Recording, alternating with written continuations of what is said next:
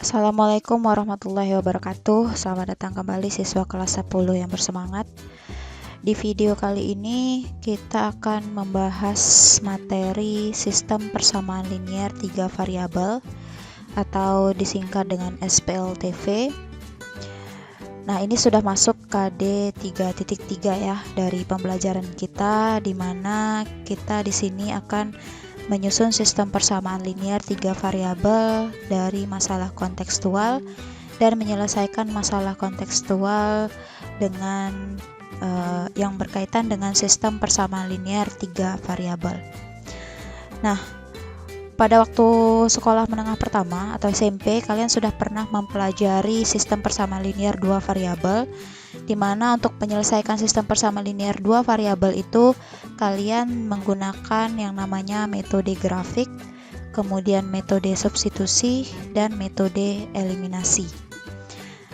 Nah, jadi pada sistem persamaan linier 3 variabel kita akan menggunakan 2 metode saja, yaitu metode substitusi dan metode eliminasi ataupun gabungan dari keduanya. Bagaimana bentuk umum dari persamaan linier 3 variabel? Bentuk umum dari persamaan linier 3 variabel adalah AX ditambah BY ditambah CZ sama dengan D. Ini adalah bentuk umum dari persamaan linier 3 variabel, di mana A, B, dan C itu disebut dengan koefisien atau pasangan dari variabelnya. Kemudian X, Y, Z itu adalah variabelnya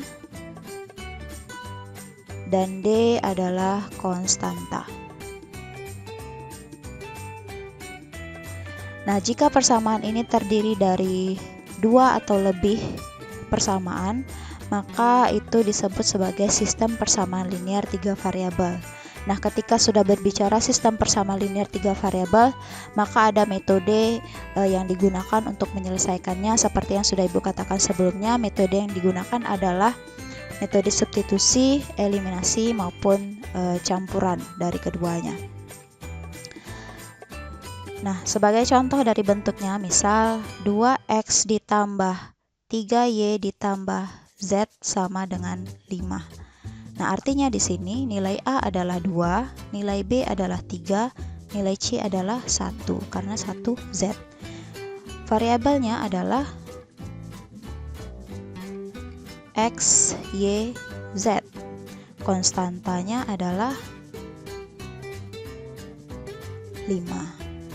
Kemudian misalkan lagi ada 3A ditambah 5B kurang 7C sama dengan 0.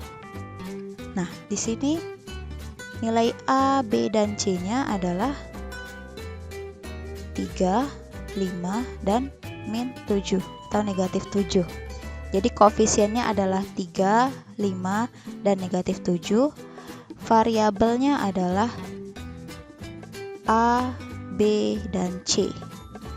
Jadi ini hurufnya tergantung dari soal yang kita temukan ya. Jika ada soal yang menggunakan X, Y, Z, ada yang menggunakan A, B, C, atau ada yang menggunakan P, Q, R. Nah, dan ini konstantanya adalah 0. Nah, begitu seterusnya untuk bentuk dari persamaan linier 3 variabel. Nah, sekarang kita akan menyusun sistem persamaan linier 3 variabel dari masalah kontekstual.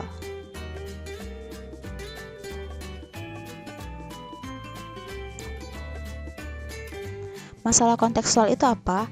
Masalah kontekstual adalah masalah yang kita temukan dalam kehidupan sehari-hari. Ya, masalah dalam kehidupan sehari-hari. Biasanya kalau persamaan linier 3 variabel, dia misalkan membeli barang di sebuah toko, misalkan seperti itu. Atau dalam bentuk soal cerita. Nah, bagaimana kita mengubah soal cerita ini menjadi bentuk model matematikanya? Sehingga modelnya menjadi sistem persamaan linier 3 variabel. Nah, untuk menentukan atau merumuskan model matematika dari soal cerita, silakan perhatikan contoh yang Ibu berikan berikut. Oke, silakan diperhatikan contoh yang pertama. Di sini sudah ada masalah kontekstual yang akan kita tentukan model matematikanya. Jadi untuk menentukan model matematika itu, kita harus menentukan terlebih dahulu benda apa yang dibicarakan. Itu sebagai variabelnya. Jadi variabel itu adalah peubah ya. Variabel itu peubah atau pengganti benda. Apapun yang ada di sekitar kita. Nah, jadi silakan perhatikan contoh soal ini. Tini, Tina, dan Tono pergi ke toko buku untuk membeli alat-alat tulis. Tini membeli 1 pulpen, 2 penghapus seharga 2.200. Tina membeli 2 pulpen, 1 buku seharga 3.200. Tono membeli 1 buku, 1 penghapus, dan 1 pulpen seharga 2.800. Nah, benda-benda inilah yang kita harus rubah menjadi suatu variabel. Nah, karena yang dibicarakan di sini adalah pulpen, penghapus, dan buku, jadi kita buat saja buku atau harga buku, karena dia berbicara harga. Harga buku itu sebagai X, kemudian harga pulpen itu sebagai Y, kemudian harga penghapus itu sebagai Z. Atau boleh ini terserah kita yang menentukan variabelnya. Boleh buku yang sebagai Y atau penghapus sebagai X, pulpen sebagai Y, buku sebagai Z. Asalkan tidak tertukar setiap kalimatnya. Jadi ini bebas kita mau memvariabelkan apa. Jadi di sini Ibu hanya menulis saja buku itu X, pulpen itu Y, dan penghapus itu sebagai Z. Nah, setelah kita menentukan variabelnya, baru kita bisa membaca kembali per kalimat. Kalimat selanjutnya adalah Tini membeli 1 pulpen dan 2 penghapus. Tini membeli 1 pulpen dan 2 penghapus. Nah, berdasarkan variabel yang sudah kita buat, 1 pulpen, pulpen itu sebagai Y, maka dia akan 1 Y. Nah, karena angka 1 itu tidak perlu dituliskan. Karena Y itu sudah dianggap bendanya sebanyak 1 buah. Itu artinya. Jadi cukup tuliskan saja Y, karena dia 1 pulpen, pulpen itu sebagai Y. Jadi cukup tuliskan Y, dan 2 penghapus ditambah dengan penghapus kita simbolkan tadi sebagai Z. Kalau 2 penghapus berarti 2 Z sama dengan harganya adalah 2.200. Nah, di sini sudah kita artikan bahwa pulpen itu sebagai Y, artinya 1 pulpen ditambah dengan 2 penghapus sama dengan 2.200. Baru kita lanjutkan lagi kalimat berikutnya. Tina membeli 2 pulpen dan 1 buku. Nah, berarti di sini 2 pulpen, 2 Y ditambah dengan 1 buku X sama dengan 3.200. Nah, yang terakhir, Tono membeli 1 buku, 1 penghapus, dan 1 pulpen. 1 buku ditambah 1 penghapus ditambah 1 pulpen. Kita tuliskan dulu secara berurutan ya. 1 buku, 1 penghapus, 1 pulpen. Berarti urutannya adalah X ditambah Z ditambah Y sama dengan 2.800. Nah, kita sudah membuat model matematika dari soal ini ya. Sudah selesai, sudah sampai di kalimat terakhir.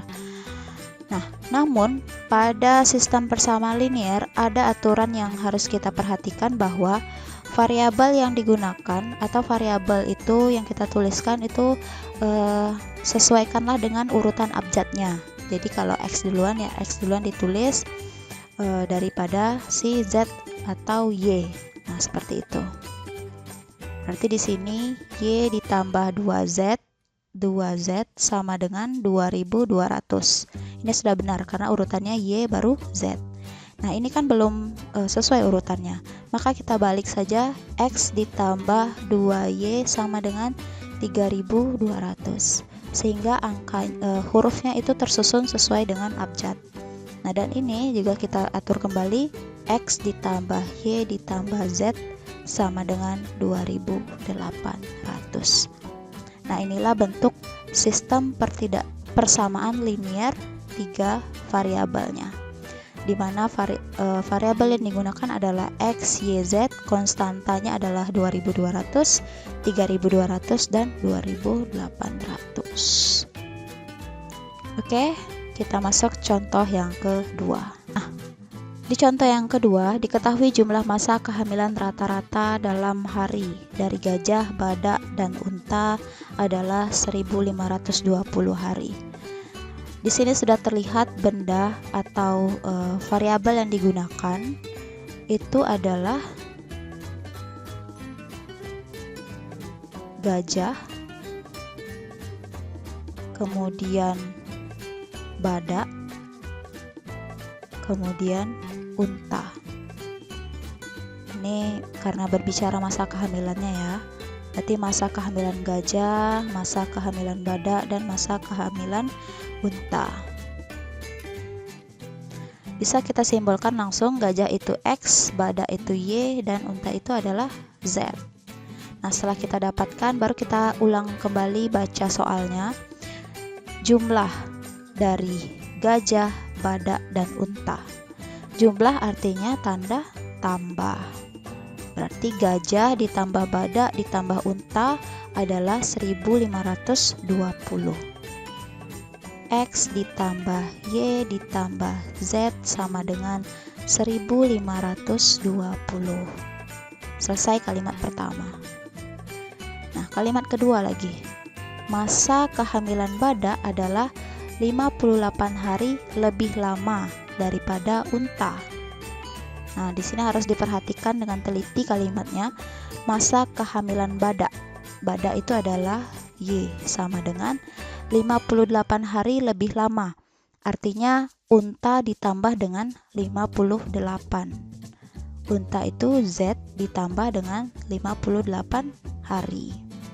Jadi di sini gajah hari gajah ditambah hari badak ditambah hari unta itu sama dengan 1520 hari. Nah, masa untuk badak itu adalah 58 hari lebih daripada si unta. Itu maksudnya. Jadi kalau lebih lama atau lebih dari itu artinya ditambah. Z ditambah 58. Kita lanjut kalimat selanjutnya. 2 kali unta dikurangi 162 adalah gajah. 2 kali unta berarti 2Z sama dengan 2 kali unta. 2 kali unta kemudian dikurangi 162 ya. Di sini 2 kali unta kemudian dikurangi 162 adalah gajah. Gajah itu adalah X sama dengan X. Jadi simbol-simbol yang digunakan itu tergantung katanya. Kalau adalah ya berarti sama dengan, dikurangi ya kurang, jumlah itu adalah tambah. 2 kali ya berarti 2Z. 2 kali unta itu Z, dikurangi 162, kurang 162, merupakan masa kehamilan gajah. Ya sama dengan si gajahnya, karena gajah disimbolkan dengan X. Ya sudah sampai sini model yang sudah kita buat ada 3. Yang pertama tidak perlu lagi kita susun ya, karena sudah sesuai. X tambah Y ditambah Z sama dengan 1520. Nah, di sini karena bentuk umumnya tadi ya, bentuk umumnya ingat adalah AX tambah BY ditambah CZ sama dengan D konstanta. Artinya setelah tanda sama dengan itu harus bilangan yang bukan atau yang tidak ada variabelnya. Berarti ini diubah lagi menjadi Y dikurang Z. Z-nya kita pindahkan saja ke ruas kiri sama dengan 58. Sehingga sesuai dengan bentuk umumnya. Konstanta itu setelah tanda sama dengan. Selagi masih ada huruf variabelnya, itu letakkan di sebelah kiri. Nah, ini karena sebelah kanan maka kita pindahkan ke sebelah kiri. Kalau untuk mencari atau menentukan hasil himpunan penyelesaiannya, boleh kita buat saja seperti ini, bahkan lebih mudah seperti ini jalannya ya. Karena ini kita masih membuat modelnya, jadi kita sesuaikan saja dengan bentuk umum yang ada, yang sudah ada. Yang ini bagaimana? Nanti di sini dituliskan X sama dengan 2Z dikurang 162. Atau boleh di sini kita rubah kembali X sama dengan X dikurang 2Z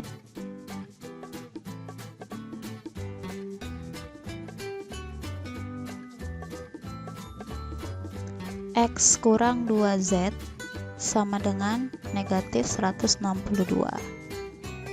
Nah, ini kalau kita sesuaikan dengan bentuknya. Konstanta itu di sebelah kanan, sebelah kanan tanda sama dengan. Tapi kalau kita mau buat seperti ini ya sah-sah saja, tidak ada masalah. Ini kita juga mau buat seperti ini saja juga sah-sah saja. Jadi ini untuk model itu tergantung kita lah mau membuat, asalkan model yang kita buat itu sesuai dengan soal ceritanya. Inilah SPL TV-nya. Oke, kita masuk ke contoh yang ketiga. Oke, di contoh ketiga ini kita lihat ini soalnya lebih panjang lagi. Maka itulah kita butuh mengubah menjadi model matematika sehingga soal ini bisa diselesaikan dengan cara matematika juga. Andri adalah seorang pelukis, sudah banyak hasil lukisannya dijual. Ia sering menjualnya di pameran seni dengan harga yang berbeda-beda sesuai dengan ukuran lukisan. Ini hanya pengantar kalimat saja, kalau tidak dibaca tidak masalah, yang penting kita inti dari variabelnya yang harus kita tahu ya. Harga untuk lukisan berukuran kecil, harga untuk lukisan berukuran menengah dan berukuran besar.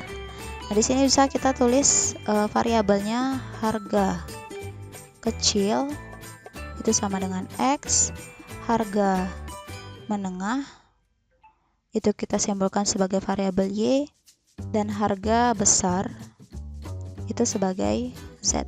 Kalau kita sudah menentukan variabelnya, maka sudah mudah bagi kita untuk mengubah bahasa ini tadi, bahasa soalnya menjadi bentuk matematikanya. Harga lukisan berukuran kecil adalah 1 juta rupiah. Ya, artinya harga kecil adalah 1 juta rupiah. Harga untuk lukisan menengah adalah 1.500.000. Y sama dengan 1.500.000. Harga lukisan besar adalah 4 juta. Z adalah 4 juta. Nah, ini sudah selesai ya sampai 4 juta. Biasanya Andri menjual lukisan. Kita baca lagi. Andri menjual lukisan berukuran kecil sebanyak jumlah berukuran menengah dan besar. Ya, lukisan kecil disimbolkan dengan X. X sama dengan jumlah lukisan berukuran menengah dan besar. Menengah dan besar berarti X sama dengan Y ditambah Z. Kemudian ada lagi Andri juga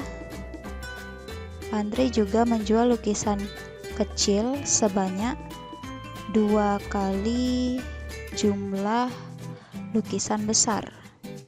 Ya, artinya di sini X adalah 2 kali besar, 2 kali Z.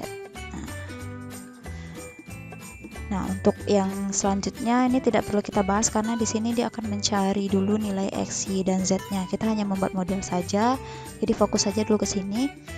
Jadi di sini sudah ya, untuk X atau berukuran kecil itu 1 juta, X sama dengan 1 juta, menengah itu 1.500.000, Y sama dengan 1.500.000, besar itu 4 juta, Z sama dengan 4 juta.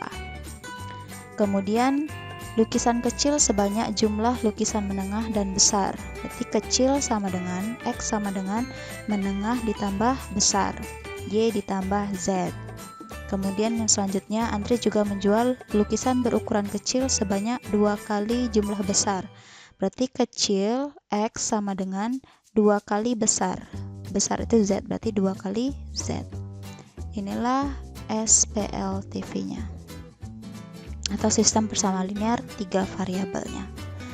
Jadi dengan soal yang sepanjang ini bisa kita persingkat dengan menggunakan variabel dan konstantanya saja. Oke, kita lanjutkan ke contoh berikutnya. Nah, di sini Kiki membeli di sebuah toko perabotan rumah tangga berupa sendok, garpu, dan gelas. Jadi sudah kita lihat bahwa bendanya adalah sendok itu sebagai X, garpu sebagai Y, gelas sebagai Z. Dengan menghabiskan biaya sebesar, ini sudah masuk ke sistemnya ya nanti. Jadi terlebih dahulu buat dulu pengganti dari bendanya. Sendok itu sebagai X, garpu sebagai Y, dan gelas sebagai Z. Kiki membeli 4 sendok.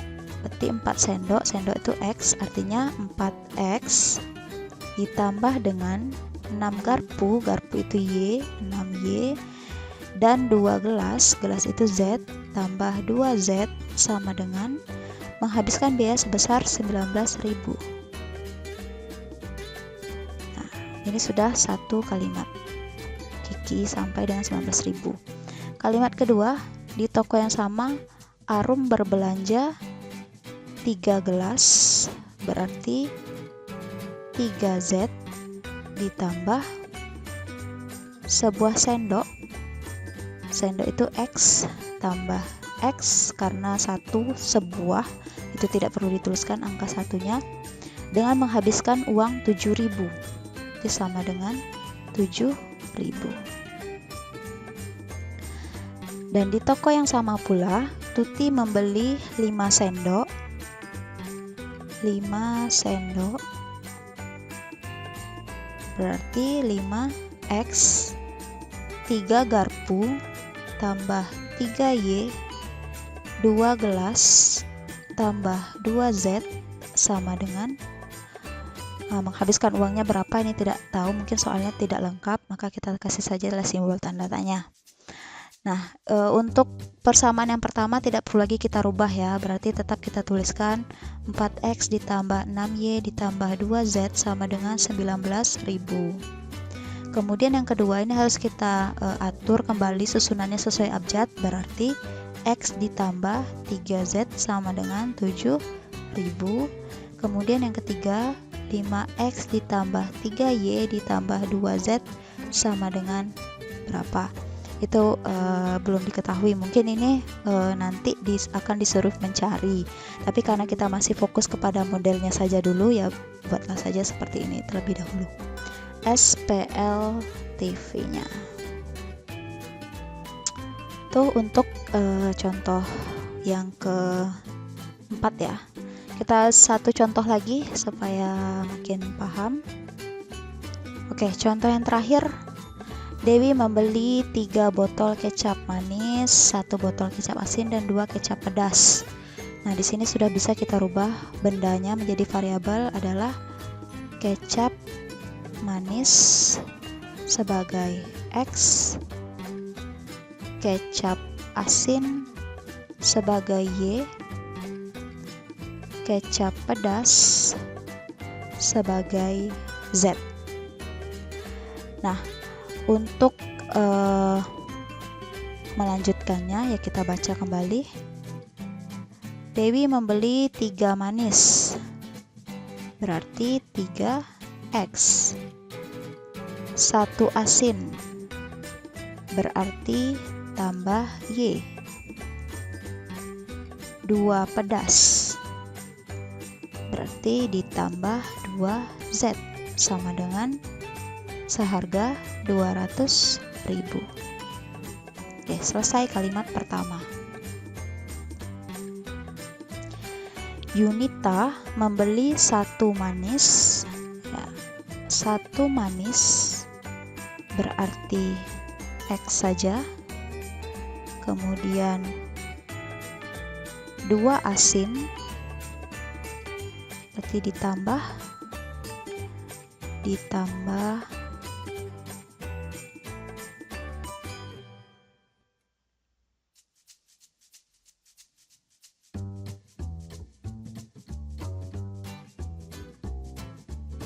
tambah 2 asin ya, berarti 2Y,